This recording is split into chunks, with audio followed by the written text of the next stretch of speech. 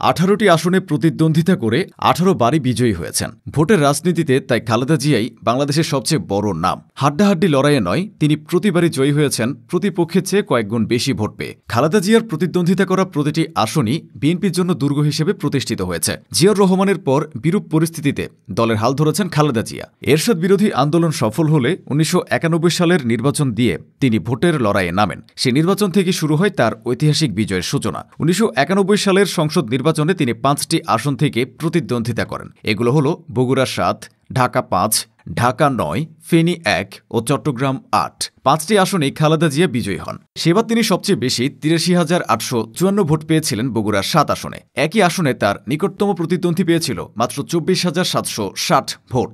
দুজনের মাঝে ভোটের ব্যবধানটা ছিল প্রায় ৬০,০০০-এর। এছাড়া ঢাকা 5-এ ২৬,০০০, ঢাকা 9-এ ২৫,০০০, ফেনী 1-এ ১২,০০০ ও চট্টগ্রাম 8-এ ২৫,০০০ ভোটের ব্যবধানে জিতেছিলেন খালেদা জিয়া।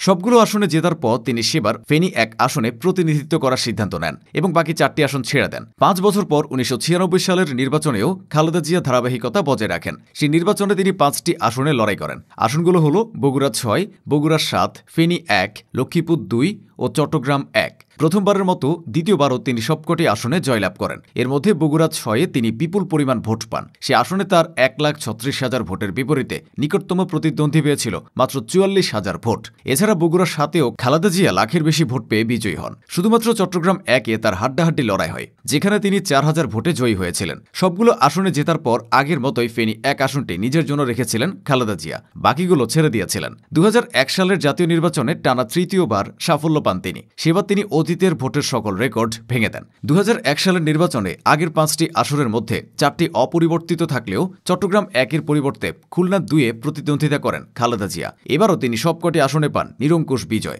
এর মধ্যে বগুড়া 6-এ তিনি রেকর্ড পরিমাণ ভোট পান। সে আসনে খালেদা জিয়া পেয়েছিলেন 2,27,355 ভোট। তার নিকটতম প্রতিদ্বন্দ্বী পেয়েছিল মাত্র 54,000 ভোট।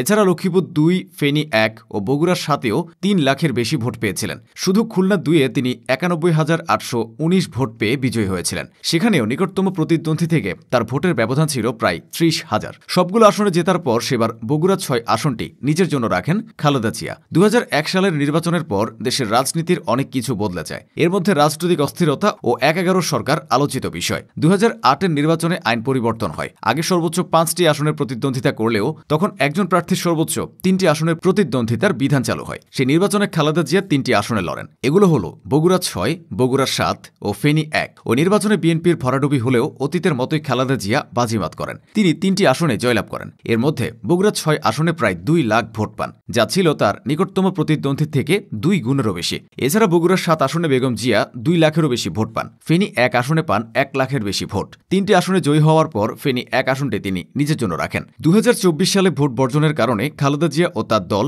নির্বাচনে অংশ নেয়নি। 2018 সালে একাদশ জাতীয় সংসদ নির্বাচনে কথিত দুর্নীতির মামলায় কারাবন্দী থাকায় তিনি ভোট করতে পারেননি।